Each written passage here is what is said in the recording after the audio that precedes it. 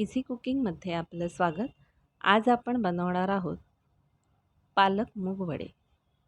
त्यासाठी इथे मी ही 1 वाटी मुगाची डाळ घेतलेली आहे, अर्धी वाटी उडदाची डाळ आणि पाव वाटी चण्याची डाळ घेतलेली आहे. तर या डाळी आपल्याला स्वच्छ धुवून सुमारे 4 ते 5 तास आपल्याला या भिजवून घ्यायच्या आहेत. डाळी तुम्ही कमी जास्त करू शकतात. हे बघा, यामधलं पाणी आपण काढून घेतलेलं आहे आणि ही डाळ आपण मिक्सरला बारीक वाटून घेणार आहोत. तर या पद्धतीने आपण ही वाटून घेतलेली आहे.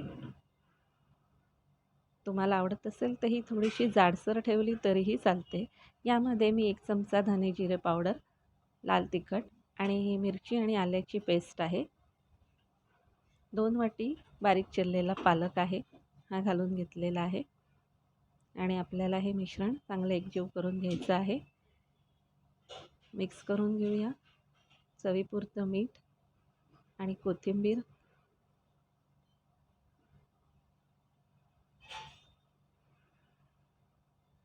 तर आपण आता पाण्याचा हात घेऊया आणि हे वडे हाताने असे गोळे करू शकतात किंवा तुम्ही चमच्याने सुद्धा टाकू शकतात.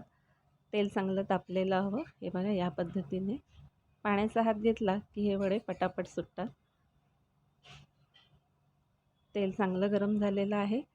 आपण या पद्धतीने हे मीडियम फ्लेमवर हे वडे तळून घ्यायचे आहे. तुम्ही हे वडे चमच्याने सुद्धा टाकू शकता. थोडंसं मिश्रण आपण सैल ठेवायचं त्यावेळेस. जास्त हलवायचं नाही. एका बाजूने हे आपल्याला लालसर झालेले दिसत आहेत. तर आपण आता हे दुसऱ्या बाजूने तळून घेऊया. हे बघा, उलटून घेऊया.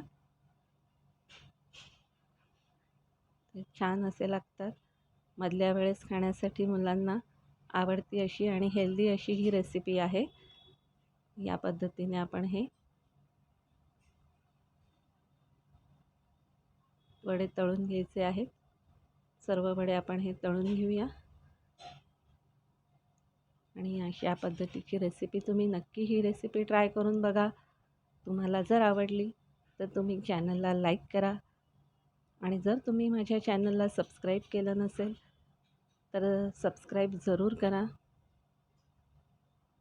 आता यासाठी लागणारी चटणीमध्ये आपण हे पुदिन्याची पानं घेतलेली आहेत धुवून, थोडीशी कोथिंबीर, मीठ आणि 1 हिरवी मिरची, थोडीशी साखर.